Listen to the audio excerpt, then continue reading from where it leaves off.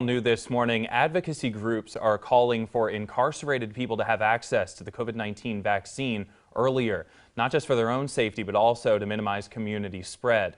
First News reporter Simone Blair is live this morning near Elkton Federal Correctional Institution with more details. Simone.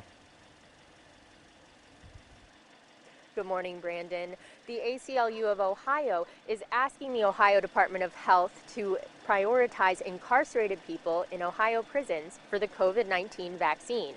They refer to health experts and say that doing so will help limit community spread outside of prisons. Now, I spoke with the president of the union that represents correctional officers here at Elkton, and he told me a little bit about the health of his team and whether they're concerned about community spread.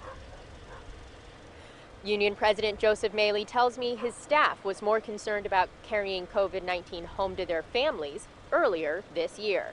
But Maley hopes many union members will get the vaccine and plans to get one as soon as it's available to him.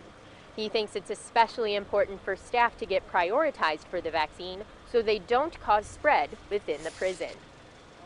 COVID-19 doesn't start on the compound inside of an institution. It starts with us introducing it onto the compound to the inmates. So the faster that we can get vaccine, I think the better and faster we eliminate the possibility of us getting sick and actually bringing it inside the prison.